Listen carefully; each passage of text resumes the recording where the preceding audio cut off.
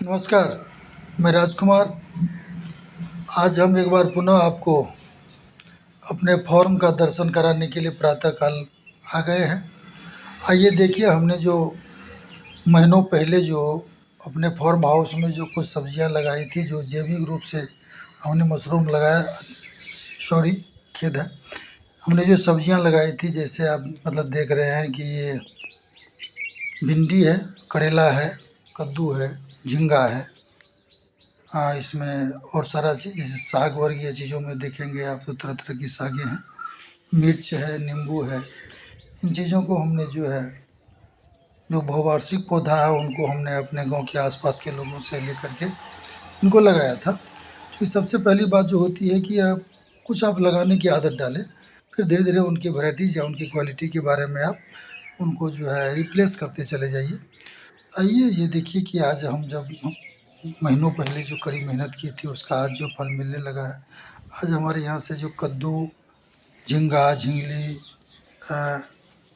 इस प्रकार की चीज़ें हैं, ये सारा का सारा जो है हमें जो है सब्जी के रूप में प्राप्त होता है। और आप ये देखिए, केला भी है। आप मतलब लगातार देख रहे हैं कि केला भी जो है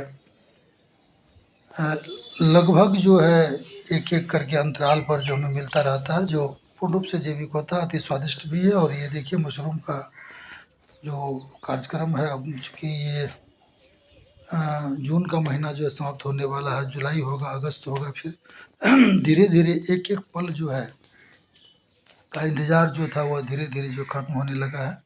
क्षतिग्रस्त फॉर्म होने के बावजूद भी उत्साह में जो कहीं कमी नहीं आई है। शेष भागों में जैसा कि आप देख ही रहे हैं कि ये हमने जिस प्रकार का जो सब्जी लगाया, इसका जो है फ़ायदा ये हो रहा है कि प्रतिदिन आपको खाने के लिए जो हरी भरी ताज़ी ताज़ी सब्जियां अपने फार्म से मिल जाता है। तो निश्चित रूप से हम सबको जो है मिलकर के, ये देखिए कद्दू जो है कितना सुंदर है। ये शुरुआती दौर में तो हमने देखा था कि जो भी इसकी फूलें आती थी, जो छोटी छोटी पत्तियां होती थी, वह सड़ जाता था। पता नहीं, तो एक बार तो हमें ऐसा लगा कि शायद ये इनमें जो है रसायन का प्रयोग करना ही होगा, बिना इसका जो है कुछ हो ही नहीं सकता है। लेकिन जैसे जैसे समय बीतता गया और उसके बाद अभी मैं देख रहा हूँ कि जो भी इसमें जो है फल लग रहा है, फूल लग रही हैं, उनमें जो है एक इस प्रकार का जो रोग आता था, ये नहीं के बराबर है, या नहीं मैं कह सकता हूँ। क्योंकि पिछले कई दिनों से, हफ्ता से मैं देख रहा हूँ कि जो भी इसमें बातियाँ आती हैं, जो भी चीज़ें जो है अब सड़ने की बजाय जो है बढ़ने लगा है। तो इस चीज़ को समझने की आवश्यकता है। और ये देखिए भिंडी है, समझने की बात ये हो जाती है कि हमें जो कीट पतंगों के बारे में शायद विशेष रूप से जो जानकारी लेने की ज़रूरत होगी, किन समय में जो है कीट पतंगों का प्रभाव कम होता है, किन का असर कब ज़्यादा होता है। अभी जो उमास का समय चल रहा है, गर्मियाँ ज़्यादा होती है, हालांकि धूप जो है कम होता है, लेकिन इसके बावजूद भी वातावरण में जो है गर्मी की मात्रा बहुत ज़्यादा हो जाती है।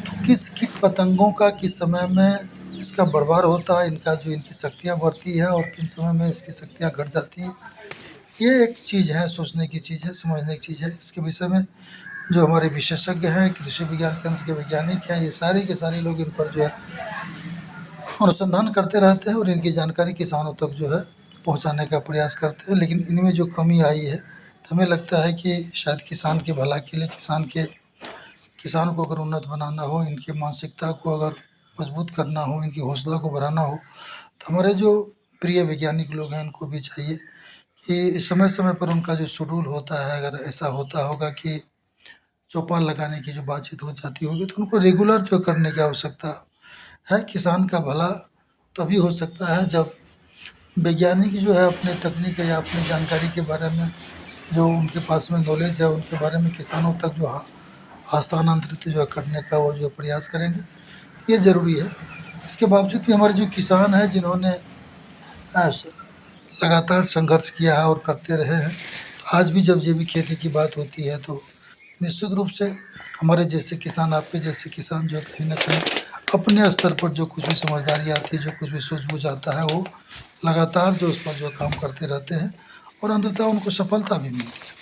प्रकृति में जो समस्याएं आती हैं, हमारे जीवन की जो समस्याएं आती है, तो हमें ऐसा लगता है कि समस्या आने से पहले समाधान आ जाता है। और समाधान को, समस्या के समाधान के लिए हमें जो बहुत ज़्यादा करने की ज़रूरत है, केवल सचेत और सावधान होने की ज़रूरत है। तो निश्चित रूप से अपने बागवानी में जो है अनचाहा जो आपका ये घास फूस है उसको निकालते चले जाएं। घास ही लगता है कि शायद की मैं बात करूंगा, चूँकि शायद की बात इसीलिए करूंगा कि हमें इसके बारे में जो पर्याप्त जानकारी नहीं है, चूँकि हम वैज्ञानिक नहीं, कि समान सा एक किसान हैं, किसान और हमने जो प्रयास करना आरंभ किया है, तो ये जो घास होता है शायद घास ही जो उनके बाँस का कारण होता है, पालन पोषण का कारण होता है, और वहीं से ये जो है अटैक करता है हमारे फसलों पर।